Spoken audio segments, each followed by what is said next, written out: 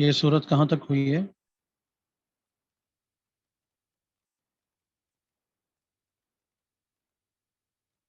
ٹھیک ہے.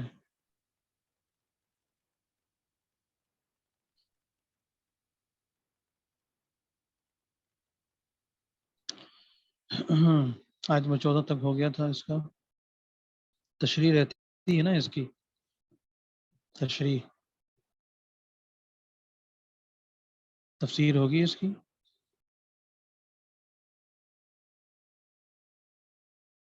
ٹھیک ہو گیا. چلیے جی. بسم اللہ الرحمن الرحیم. سورہ فجر شروع ہوئی تھی تو آیت نمبر 14 تک ہم نے اس کا ترجمہ پڑھا اور اس کے الفاظ کی تشریح بھی غالباً دیکھ لی تھی. اب آ رہا ہے اس کی تشریح. سب سے پہلے اللہ رب العزت نے قسم اٹھائی ہے فجر کے وقت کی، تو فجر کا وقت بھی مراد ہے اس میں. اور دوسرا یعنی ہر دن کی فجر بھی مراد ہے. اور دوسرا یہ ہے کہ صرف اور صرف 10 ذی الحجہ کی فجر مراد ہے. 10 ذی الحجہ کی جو نماز فجر ہے یا فجر کا وقت ہے وہ مراد ہے، کیونکہ ہر آنے والا دن اور بالخصوص 10 ذی الحجہ یہ انسان کی زندگی میں ایک نئی روح پیدا کرتا ہے اور اس کو عمل کے لیے تیار کرتا ہے. اور تمام عمل کی جو روح ہے وہ اللہ کے لیے جان دینا ہے. تو 10 ذی الحجہ عید الاضحیٰ یوم الاضحیٰ یہ گویا کہ اپنی جان کے پیش کرنے کے مترادف ہے. اصل تو اپنی جان ہی پیش کرنی تھی. اللہ نے کرم فرمایا کہ دمبا جنت سے بھیج دیا اور پھر اسماعیل علیہ السلام کی جگہ دمبے کی قربانی ہو گئی. تو اس سے مراد 10 ذی الحجہ ہے. ولیال عشر، اس سے مراد جو ابتدائی یکم ذی الحجہ سے لے کر 10 ذی الحجہ کی راتیں ہیں، تو ابتدائی 10 راتیں وہ مراد ہیں، اور ان کے اندر عبادات کا ثواب بہت زیادہ ہے. حدیث پاک میں ان راتوں کو لیلۃ القدر کے بقدر اس طرح سے روایات آ رہی ہیں کہ جیسے لیلۃ القدر ہے کہ وہ تو ہمیں اس کی پہچان نہیں ہے کہ وہ کون سی لیلۃ القدر ہے، 21ویں بنی، 23ویں بنی، 25ویں، 27ویں، 29ویں. لیکن یہ 10 کی 10 راتیں ایسی ہیں جو کہ لیلۃ القدر کے اجر و ثواب کو اپنے اندر لیے ہوئے ہیں. تو اس سے مراد ولیال عشر مفسرین کرام کے ہاں کیا ہے کہ ان راتوں سے مراد وہ 10 ذی الحجہ تک کی جو راتیں ہیں وہ مراد ہیں. والشفع والوتر، شفع کہتے ہیں جفت کو، وتر کہتے ہیں طاق کو. تو جفت سے مراد 10 ذی الحجہ اور وتر سے مراد 9 ذی الحجہ ہے. کیونکہ احادیث میں ان کی بڑی اہمیت آ رہی ہے، تو اس لیے ان 3 آیتوں میں گویا کہ ذکر کیا گیا 10 ذی الحجہ یا 9 ذی الحجہ، اور اس کے علاوہ پوری کی پورے 10 دن اور 10 راتیں یہ ساری کی ساری مراد ہیں. ان آیات مبارکہ میں ان کی اہمیت کے پیش نظر اس کو بیان کیا گیا. اور 10 ذی الحجہ کے بارے میں خصوصی طور پر آپ کو علم میں ہونا چاہیے. فقہ آپ نے پڑھی یا جنہوں نے حج کیا، یا اللہ سب کو بار بار حج کروائے، اپنے گھر کی سعادت، حرمین شریفین کی سعادت نصیب فرمائے. تو اس میں آپ کے علم میں ہونا چاہیے یا ہوگا انشاءاللہ کہ پوری جو سال کی راتوں میں سے صرف ایک رات ایسی ہے کہ جو کہ آپ کے علم میں ہے کہ اسلامی تاریخ بدلتی ہے کب؟ رات سے. غروب آفتاب ہوتا ہے تو اسلامی تاریخ بدل جاتی ہے. تو مثلا آج ہے 23 محرم الحرام، ہمارے پاکستان میں آج 23 محرم الحرام ہے. تو ہماری جو اس 23 محرم الحرام کی رات ہے مغرب آ رہی ہے یہ نہیں ہے، بلکہ گزشتہ شب جو رات گزری ہے غروب آفتاب کل مغرب ہوئی، تب سے لے کر یہ غروب 23 محرم الحرام شروع ہو گئی. اور آج جو دن گزارنے کے بعد جو نماز مغرب آئے گی تو یہ 24 محرم الحرام ہوگی انشاءاللہ، ہے نا؟ بات سمجھ گئی؟ تو یہ کیا ہوگی 24 محرم الحرام. اسی طرح 25 محرم الحرام شروع ہوگی آئندہ کل نماز مغرب سے. اسی طرح سارا سلسلہ ہے. لیکن یہ 9 ذی الحجہ کا دن گزارنے کے بعد جو 10 ذی الحجہ کی رات آتی ہے نماز مغرب آتی ہے جس میں وقوف عرفہ ختم ہوتا ہے نماز غروب آفتاب تک اور نماز مغرب جا کر پڑھتے ہیں کہاں پہ مزدلفہ کے میدان میں اور عشاء کے وقت میں اور مزدلفہ کے میدان میں. تو یہ تاریخ جہاں 10 ذی الحجہ کی رات کہلاتی ہے جو کہ قانونی اور قواعد کے اعتبار سے ایسے ہی ہے کہ پہلے رات آئی اور پھر وہ آ گئی. اللہ بھلا کرے آپ کا کیا کہ وہ دن آ گیا 10 ذی الحجہ کا. لیکن یہ واحد رات ہے کہ یہ اس کا تعلق پچھلی جو تاریخ ہے 9 ذی الحجہ اس کے ساتھ بھی ہے. پچھلی جو تاریخ ہے 9 ذی الحجہ اس کے ساتھ بھی ہے. تو گویا کہ 9 ذی الحجہ اپنے ساتھ 2 راتیں رکھتا ہے. دلچسپ بات ہے, بہت دلچسپ بات ہے. جن کے علم میں نہیں ہے ان کے لیے بہت دلچسپ ہے, اور جن کے علم میں ہے پہلے سے تو وہ بھی اس کو اپنا مذاکرہ کر لیں کہ 9 ذی الحجہ دراصل 2 راتیں رکھتی ہے اپنے ساتھ. ایک جو تاریخ شروع ہوئی تھی اور ایک جو آئندہ 10 ذی الحجہ کی رات آ رہی ہے وہ بھی ضمنی طور پر اسی کی رات کہلاتی ہے 9 ذی الحجہ کی. یہ ایک ایسی واحد تاریخ ہے کہ جو اس کے ساتھ تعلق رکھتی ہے. تو اس کی اہمیت آپ دیکھ لیں, خود اندازہ کر لیں کہ کیسی نہیں وہی رات ہے نا, یعنی یہی جو 10 ذی الحجہ اور 9 ذی الحجہ کی درمیانی رات ہے یہ 10 ذی الحجہ کی تو ہے ہی, لیکن اس کے ساتھ ساتھ یہ ضمنی طور پر احکامات کے اعتبار سے عرفات والوں کے لیے یہ اس کی بھی تابع ہے, 9 ذی الحجہ کی بھی تابع ہے. وقوف عرفہ کے لحاظ سے اگر کوئی نہیں پہنچ سکا تو اس وقت پہنچ جائے, پھر اس کی تفصیلات ہیں اپنی جگہ. سمجھ تو نا؟ جی ہاں, احکامات کے لحاظ سے یہ اس کے تابع ہے. تو اب آپ کو اندازے کی اس کی حساسیت کا اندازہ ہو چکا ہوگا کہ والفجر ولیال عشر والشفع والوتر, کہ اس میں سب مفسرین کے نزدیک نماز فجر اور بالخصوص 10 الحجہ کی نماز فجر, وقت فجر کا وقت, اور ولیال عشر 10 راتیں یکم سے 10 ذی الحجہ تک, والشفع والوتر میں 9 ذی الحجہ اور 10 ذی الحجہ مراد ہے. ماشاء اللہ, ٹھیک ہے. چلیے آگے دیکھیے گا. واللیل اذا مائک بند کریں, مائک بند رکھیں باجی. سارا آپ کا مائک کھلا ہو باجی. چلے میں بند کرتا ہوں. چلے اب سب کے بند ہو گئے مائک, ماشاء اللہ. اچھا جی, تو بات چل رہی تھی واللیل اذا یسر, کہ وہ رات کے جب کہ وہ چل نکلے, دوڑ پڑے اور واپس لوٹے. تو اس میں بتایا جا رہا ہے کہ یہ چونکہ یہ راتیں ایسی تھیں کہ ان راتوں کو عرب بھی مقدس سمجھتے تھے, تو اس لیے ان راتوں کا جو ہے وہ ذکر کیا گیا کہ یہ جو راتیں ہیں یہ بذات خود اپنی ذات کے اعتبار سے ایسی نہیں ہیں کہ جن میں کوئی وہ ہو, بلکہ ان کے اندر وہ اعمال ہیں اور وہ اللہ کی طرف سے جو وہاں پر ہے معاملات ہیں وہ مراد ہیں. ان اعمال کی وجہ سے یا اللہ نے اپنی قدرت سے ان کے اندر وہ چیزیں رکھی ہیں, اس وجہ سے ان کو فضیلت حاصل ہوئی ہے. صرف اس کو کسی عقیدے بد عقیدگی کی بنیاد پر اس کو کر لینا وہ درست نہیں ہے, ٹھیک نہیں ہے. ٹھیک ہو گیا. پھر آگے آ رہا ہے جی, اس کے اندر یقیناً جو قسمیں ہیں ان کے اندر عقل والوں کے لیے بڑا بہترین انتظام ہے کہ سمجھ پیدا کرنے کا, کہ اللہ نے پیدا کیا ہے تو اللہ جس دن رات کے اندر چاہے اللہ تعالیٰ خاصیت پیدا فرما دے تو اللہ کو روکنے والا نہیں ہے. پھر آگے واقعہ ذکر آ رہا ہے قوم عاد کا. قوم سمود کے جو ہے نا یہ کزن تھے اور جو ہے وہ ان کے عزیزوں میں سے تھے, تو ان کا ذکر کیا جا رہا ہے ارم, کہ جد اعلیٰ کا ایک تو نام تھا ارم, اور دوسرا یہ کہ جو ہے وہ عاد ارم کہتے ہیں کہ جو ستونوں والے تھے, ارم ذات العماد, ستونوں والے, کہ انہوں نے ایک تو اپنے قد کے لحاظ سے بڑے زبردست قسم کے تھے, دوسرا یہ کہ انہوں نے واقعتاً ایسے ستون بنائے ہوئے تھے اور بڑی بڑی تعمیرات اور ان کے ستون تیار کیے ہوئے تھے کہ جس کو دیکھ کر انسان حیرت میں ہوتا ہے، حیرت میں مبتلا ہو جاتا ہے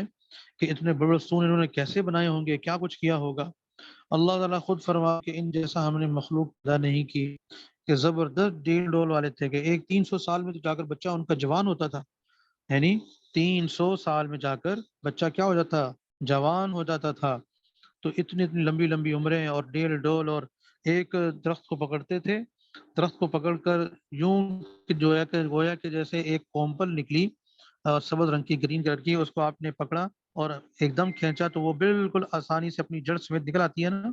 تو کوئی مشکل نہیں ہوتی۔ تو ایسے ہی یہ درخت کو پکڑتے، ایک طرف دائیں کرتے، ایک طرف بائیں کرتے، دو تین تیسری دفعہ دائیں، پھر چوتھی مرتبہ بائیں، اور یکدم کھینچتے تو اپنی جڑوں سمیت باہر آ جاتا تھا۔ ایسی طاقت تھی ان کے پاس، اللہ نے بڑا زبردست طاقت دی تھی ان کے ہاتھوں کو، اللہ تعالیٰ نے زبردست کاریگری، ڈرلنگ دی ہوئی تھی، اور جو ہے وہ ڈرلنگ کے اعتبار سے وہ زبردست تھے کہ وہ پہاڑوں کے اندر اور جو ہے نا ان کے اندر پورے پورے شہد آباد کیے ہوئے تھے، اپنی اپنی گلیاں بازار پوری کی پوری جو ہے وہ آباد کیے ہوئے تھے، ان کے اندر ڈرل کر کر کے، اور زبردست انداز سے اس کو جو ہے نا اپنے لیے رہائش گاہیں بنائی ہوئی تھی۔ تو یہ ان کا ذکر کیا جا رہا ہے، التی لم یخلق مثلها فی البلاد، کہ اللہ نے ان جیسا پیدا ہی نہیں کیا۔ تو یہ اس قسم کی مخلوق تھی، لیکن جب طاقت ملی تو اس طاقت کا، اس عہدے کا، ان چیزوں کا غلط استعمال کیا، اور پھر جو ہے وہ کیا کیا کہ وہ یعنی وہ اس کا غلط استعمال کر کے اللہ کی نافرمانی پر آ گئے۔ اللہ کی نافرمانی ہوئی تو بھول گئے کہ ان کے بنانے والا ان سے کتنا بڑا طاقتور ہوگا، یہ بات بھول گئے بیچارے۔ تو انسان بس ٹھوکر کھاتا ہے کہ بس یہ سمجھتا ہے کہ بس میں ہی ہاں، ہم چما دیگرے نیز، ہم چما دیگرے نیز، بلکہ ہم چما دیگرے ڈنگرے نیز، کہ ہمارا جیسا ڈنگر ہی کوئی نہیں ہے، ہم چما دیگرے ڈنگرے نیز۔ تو لیکن یہ نہیں سمجھتا کہ جس نے اس کو عہدہ دیا، جس نے اس کو یہ جو ہے نا وہ سیٹ دی، یا جنہوں نے ان کو طاقت دی یا جو بھی چیز دی، وہ ان سے زیادہ طاقتور ہیں۔ اگر انہوں نے زمین کھینچ لی تو لگ پتہ جائے گا، لیکن انسان بس وہ ایسا گم ہوتا ہے کہ پھر ان چیزوں کو کہاں دیکھتا، اللہ معاف فرمائے۔ تو ان کا ذکر کیا جا رہا ہے، پھر اس کے ساتھ ساتھ ایک اور بدی کا کردار آ رہا ہے، فرعون، فرعون نام کا، کہ یہ فراعین مصر، مصر کے جو تھے بادشاہ، ان کا یہ لقب تھا فرعون۔ تو یہ ایک فرعون نہیں ہے، ایک سے زائد، ہر بادشاہ کا لقب فرعون تھا، لیکن وہ فرعون کہ جس نے موسیٰ علیہ السلام سے جس کا مقابلہ ہوا، اس کو بھی قرآن نے فرعون ہی کہا۔ تاریخ میں اس کے ایک سے زائد نام ملتے ہیں، رامسیس ملتا ہے، اور اس طرح کے دوسرے تیسرے نام ملتے ہیں، کہ جس بتایا گیا ہے کہ یہ فرعون جو موسیٰ علیہ السلام کے مقابلے میں آیا اور اس نے جو ہے نا وہ زبردست قسم کا مقابلہ کیا، تو وہ بھی فرعون ہی کہلاتا ہے۔ تو ذل اوتاد، میخوں والا مشہور ہو گیا، کہ یعنی جیسے ہوتا ہے نا بھائی، عبداللہ صاحب کون، کپڑے والے، وہ فلانے صاحب کون جی، پنچر لگانے والے، وہ جی فلانے وہ جو ہے نا بڑھائی کا کام کرتے ہیں نا۔ تو اسی طرح فرعون ذل اوتاد، کیلوں والا، تو یہ کیل نہیں بیچتا تھا، کہیں ذہن میں یہ نہ ہو کہ یہ کیل بیچتا ہوگا اور جو ہے نا میخیں بیچتا ہوگا، نہیں نہیں، ایسا کچھ بھی نہیں تھا، بلکہ یہ الو کرتا کیا تھا، کم بخت بدبخت، کم بخت مارا، کہ یہ کرتا تھا کہ اپنے مقابل کو باندھتا لکڑی میں، اور لکڑی اس کے ہاتھوں کو کھول دیتا تھا، جیسے سلیب بنتی ہے نا، جیسے سلیب بنتی ہے تو سلیب کی طرح ان کے ہاتھوں کو کھول دیتا، ان کی ٹانگوں کو کھول دیتا، اور وہ یوں سمجھیں کہ جیسے دونوں ٹانگیں وی بنی ہوئی ہوں، وی الٹا وی، وہ بن جاتی تھی، اور پھر ٹی بنا دیں یا سلیب بنا دیں، ایسے ہوتا تھا۔ تو اس پیچھے لکڑی ہوتی تھی پاری، اسی حیت پر، تو وہ ہاتھوں میں کیل گاڑتا، اور وہ ہاتھوں سے کیل نکل کر لکڑی میں جا کر گھستے، بازو میں کیل گاڑتا، بازو سے نکل کر گوشت کو پھاڑ کر اور جلد کو پھاڑ کر وہ پیچھے، اللہ معاف فرمائے، جو لکڑی تھی اس میں جا کر وہ پیوست ہو جاتے، اس طرح دونوں بازو، اور پھر اسی طرح ران سے شروع ہوتا یا ٹانگوں سے شروع ہوتا اور پاؤں سے شروع ہوتا، اور پیچھے جو ہے نا باندھ دیتا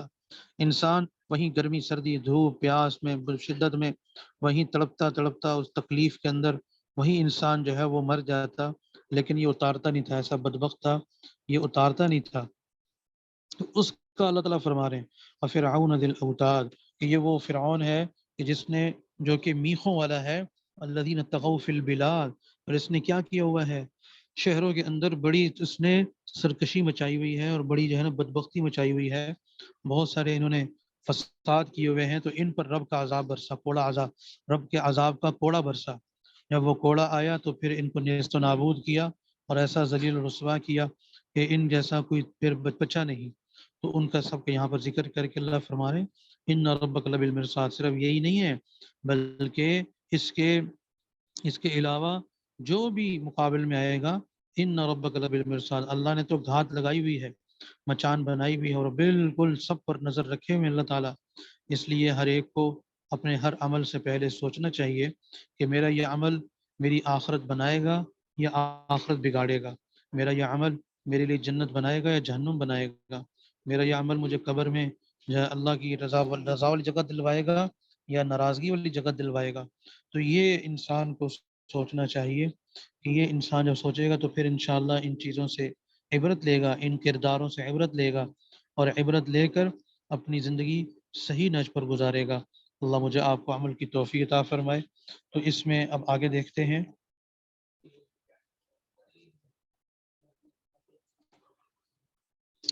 اعوذ باللہ من الشیطان الرجیم، بسم اللہ الرحمن الرحیم۔ فَأَمَّا الْإِنسَانُ إِذَا مَا ابْتَلَاهُ، تو باقی رہے وہ انسان کہ جب ان کو مبتلا کیا جاتا ہے، جب ان کو آزماتا ہے، ربہ ان کا رب، فَأَكْرَمَهُ، تو ان کو اکرام انعامات سے نوازتا ہے، ان کا اکرام کرتا ہے، وَنَعَّمَهُ، اور ان کو انعام سے نوازتا ہے، وَيَقُولُ، سو وہ پکار اٹھتے ہیں، وہ کہتے ہیں ربی اکرمن، میرے پروردگار نے میری عزت کی، میرا اکرام کیا، واہ واہ مزے آ گئے۔ اور وہ اما، اور باقی رہے وہ لوگ اذا ما ابتلاہ، جب ان کو آزماتا ہے ان کا رب، فقدر، تو علیہ، تو تنگ کر دیتا ہے ان کے اوپر، رزقہ ہو، ان کا رزق ان کا بود و باش کا جو مسمان ہے وہ تنگ کر دیتا ہے، فیقول، تو وہ بھی چلا اٹھتے ہیں، وہ بھی پکار اٹھتے ہیں، ربی اہان، نعوذ باللہ، کیا کہتے ہیں؟ میرے رب نے میری توہین کی، میرے رب نے میری توہین کی، کلا، کلا، ہرگز نہیں، کوئی اکرام نہیں، کوئی توہین نہیں، کوئی کچھ بھی نہیں، بل لا تکرمون الیتیم، صرف یہی نہیں ہے بلکہ تم خود یتیم کی عزت نہیں کرتے، تم خود جن کی عزت کرنی چاہیے، جو قابل رحم لوگ ہیں، ان کی تم عزت ہی نہیں کرتے ہیں جی۔ تکرمون الیتیم، لا تکرمون الیتیم، کہ تم لوگ یتیم کی عزت نہیں کرتے، ولا تحاضون، اور نہ ہی تم لوگ ترغیب دیتے ہو، نہ ہی تم تو لوگ ترغیب دیتے ہو، علی طعام المسکین، مسکین کو کھانا کھلانے کی، مسکین کو کھانا کھلانے کی ایک دوسرے کو ترغیب نہیں دیتے، وتأکلون، اور کیا کرتے ہو، اور کھا جاتے ہو، التراث، میراث کا مال، مال میراث تم لوگ لوٹ جو ہے نا ہڑپ کر جاتے ہو، کیا ہوتا ہے ہڑپ کر جاتے ہو، اکل لما، کس طرح کا کہ تم مال سے جو ہے وہ کیا کرتے ہو، وتأکلوا التراث اکلا لما، تم میراث کا مال سمیٹ کر اکٹھا کر کے کھا جاتے ہو، وتحبون، اور تم پسند کرتے ہو، المال، مال کو، حبا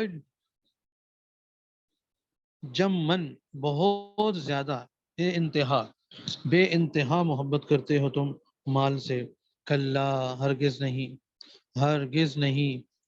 بلکہ معاملات کیا ہیں، یہ جو معاملات ذکر کیا ایسے نہیں ہیں، بلکہ کیا ہیں،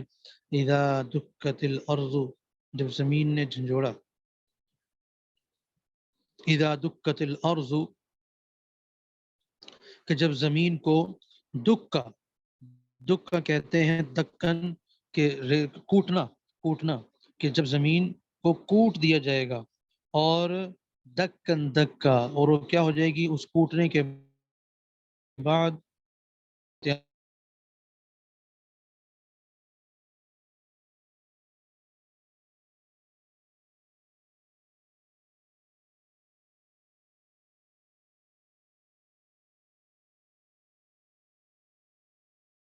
تشریف لائیں گے اور آئیں گے آپ کا رب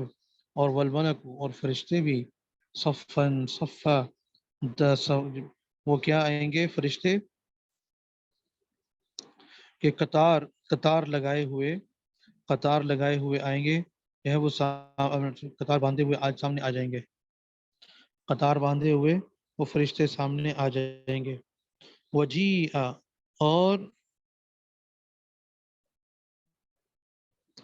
اور لائی جائے گی یومئذ اس دن بجہنم جہنم کو لایا جائے گا سامنے، اور پھر کیا کہا جائے گا یومئذ اس دن کے بارے میں تذکر الانسان انسان کو چاہیے کہ وہ یاد کرے، جی اس دن کے سامنے انسان کو چاہیے کہ سمجھداری کا ثبوت دے اور اس دن انسان اس کو یاد کرے۔ وَأَنَّى لَهُ الذِّكْرَى اور اس وقت حالانکہ کہاں موقع ہوگا سمجھانے کا، اس سے پہلے اللہ نے وقت دیا ہوا ہے سمجھنے کا، تو اس کو انسان کو تیار کرنا چاہیے۔ بس یہیں پر رکھیں، دیکھیے گا فَأَمَّا سو باقی رہے الانسان انسان اذا ابتلاہ ابتلا کہتے ہیں کسی کو آزمانا، آزمائش پیدا کرنا، ربہ اس کا رب فاکرمہ اکرام کرنا، نعم انعام دینا، یقول قول سے ہے بات کرنا، گفتگو کرنا، کہتے ہیں ربی میرا رب اکرمن اس نے میری عزت کی، احترام کیا، اذا ابتلا ہو گیا فقدر اندازہ کرنا یا تنگ کرنا، قدر کا ایک معنی تنگ کرنا بھی ہوتا ہے، اس لیے شب قدر کو بھی شب قدر با جو کہتے ہیں اس کی وجہ یہ لکھی ہے کہ زمین تنگ پڑ جاتی ہے فرشتوں کی تشریف آوری سے، اتنے زیادہ مقدار فرشتے آتے ہیں زمین پر کہ زمین تنگ پڑ جاتی ہے، اس لیے اس کو شب قدر کہا گیا۔ جہاں اور معانی ہے، وجوہات ہیں، وہاں پر ایک وجہ یہ بھی ہے۔ اچھا جی، فقدر علی رزقہ ان کا رزق، فیقول ربی اہانن میرے رب نے میری توہین کر دی، اہانن توہین کر دی، اہانت سے، اہانت سے یہ لفظ۔ اچھا جی، کلا بل لا تکرمون لا تکرمون تم اکرام نہیں کرتے، جو ہے نا عزت نہیں دیتے، اخلاق سے پیش نہیں آتے، کس کے ساتھ الیتیم یتیم کے ساتھ، ولا تحاضون اور ایک دوسرے کو ترغیب بھی نہیں دیتے، بالکل کوئی ترغیب نہیں دیتے ایک دوسرے کو، اعلیٰ طعام مسکین کس کو کھلانے پر، مسکین کو کھانا کھلانے پر تم ترغیب نہیں دیتے، وتأکلون تراثا اور تم لوگ کھاتے ہو مالوں کو، وراثت کے مال کو سمیٹ کر، کسی کو کانوں کان خبر نہیں ہونے دیتے اور اس کو کھا کر چٹ پٹ کر جاتے ہو، بالکل صاف کر دیتے ہو، کچھ خیال کرو، اور مال کو بڑا پسند کرتے ہو، جگہ جگہ سے اگر صفحے آنے شروع ہو جائیں، اور کس طرح سے مال کو انسان جو ہے وہ کوشش کر کے جمع کرتا ہے اور کسی کو دینے نہیں دیتا، اللہ معاف فرمائے کہ بھائی ہو گئے بہنوں کو نہیں دے رہے، مال جو ہے وراثت کا مال ان کو نہیں دیتے، وراثت کا مال، اور تنگ کرتے ہیں کہ جی آپ کو پہلے دے دیا تھا تو وراثت کا مال ان کو بھی نہیں دیتے، تو اس لیے اس کی بھی نفی کی گئی، اور جو ہے وہ ان کا بتایا جا رہا ہے کہ یہ اس طرح، اور مال کو جمن بہت زیادہ بڑی گہری محبت فرمایا، یہ اتنا یہ لوگ پسند کر رہے ہیں، اور حالانکہ اور حبن جما تو حبونا ہو گیا، وہ ہو گیا اکلن کھانا، دکا کہتے ہیں کوٹنا، دکن دکا، اور جو ہے وہ دکن دکا کہتے ہیں ریزہ ریزہ کرنا، صفن صفا با جماعت، صف در صف یعنی قطار باندھ کروائیں گے، جی آئیں گے اور لایا جائے گا، لایا جائے، ایک ہے جا آنا اور ایک ہے جی لایا جانا ہے جی، جی یوم اذن اس دن، یہ بھی جہنم کس کو، جہنم کو، یوم اذن تذکر کہ وہ جو ہے نا وہ کیا کریں گے، وہ جو ہے وہ اس کو سمجھ آ جائے گی، ہر انسان کو سمجھ جب جہنم کو لایا جائے گا سارا گا، اور سارے کے سارے وہ نخرے اور سارے وہ اکڑ بھول جائے گا، کہ ایک نظر دیکھنے پر ہی اس کو لگ پتہ جائے گا کہ اب میں اس میں غر گیا تو میرا کیا بنے گا، تو وہاں پر جو پٹائیاں، وہاں پر جو سانپ بچھو ہوں گے ہے جی، تو انسان کا کیا بنے گا، وَأَنَّى لَهُ الذِّكْرَى وَأَنَّى لَهُ الذِّكْرَى، لیکن فرمایا کہ وہ کہاں فائدہ دے گا، اس وقت کا نصیحت کرنا انسان کو فائدہ نہیں دے گا. تو فائدہ تو اب ہے، اب اگر فائدہ کر لے تو کر لے، لیکن اس وقت کا فائدہ انسان کو فائدہ نہیں دے گا، اس وقت کا سمجھنا، یاد کرنا. اس لیے پہلے انسان کو چاہیے کہ اللہ نے موقع دیا ہوا ہے، جب تک سانس میں سانس ہے اس وقت تک جو ہے نا وہ انسان سمجھ لے اور اپنی زندگی درست کر لے. لیکن یہاں پر انسان کی وہی طبیعت بتائی گئی ہے کہ انسان جو ہے نا بڑا ناشکرا ہے، بڑا ناشکرا ہے، کو کیسے کیسے معاملات کرتا ہے، اور بس منٹ میں کہتا ہے جی مجھے یہ کر دیا، منٹ میں کہتا ہے جی مجھے، یعنی منٹ میں سوا اور منٹ میں تولا، سوا اور تولا، اسی میں بیچارہ لگا رہتا ہے. اور جو ہے وہ یہ نہیں دیکھتا کہ گلا شکوہ نہیں کرنا، بلکہ اللہ کی نعمتیں تو ہر دم ہیں جی، اس اللہ کی نعمت دم دم ہر دم ہے، اور اس کی جو پکڑ ہے وہ کیا ہے، وہ کبھی کبھی ہوتی ہے، کبھی کبھی اللہ کی طرف سے پکڑ بھی آ جاتی ہے، یا کبھی کبھی رزق تنگ ہو جاتا ہے. تو اس کو انسان یہ نہ سمجھے کہ میرا رزق تنگ ہو گیا اور اب میں جو ہے نا وہ بس اب میں جو ہے نا وہ میری اہانت کر دی، اللہ معاف فرمائے، ایسے الفاظ استعمال کرنا یہ درست نہیں ہے. بلکہ انسان کو ہر وقت اللہ کا شکر ادا کرنا چاہیے کہ وہ آتا نا، وہ جو حضرت وہ تھے، کون تھے حضرت ماشاء اللہ وہ حضرت خانپور کے تھے نا حضرت، حضرت کیا نام یاد نہیں آ رہا مجھے. تو وہ ان کے وہ سرائکی میں شعر ملتے ہیں نا، لطف سجن دم بدم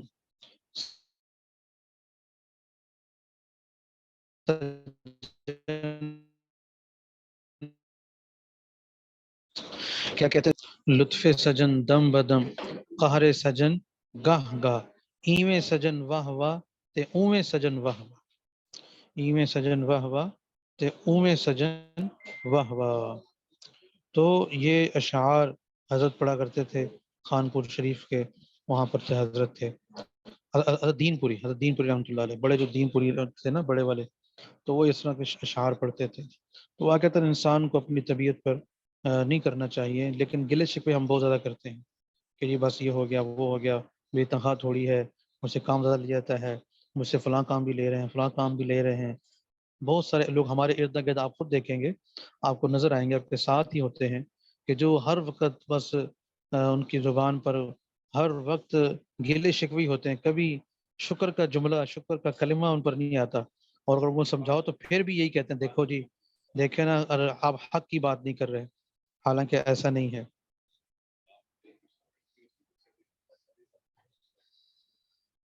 کیا بتانا ہے؟ کل شروع کریں گے، پھر ٹائم ہو گیا، کل جو بات ہو پھر پوچھیے گا، ٹھیک ہے؟ جی باجی بشرا اسلم، بتائیے کوئی اہم بات ہے بتائیے، باقی باتیں انشاءاللہ بھی اس کو کریں گے، تھوڑا سا اور کریں گے. السلام جی علیکم استاد جی. استاد جی میں نے ہیلو، پوچھنا تھا کہ آواز آ آواز رہی کٹ رہی ہے، آواز کٹ رہی ہے باجی صاحبہ. جی باجی بشرا ہیلو، آواز کٹ رہی ہے آپ کی، مجھے آواز نہیں آ رہی.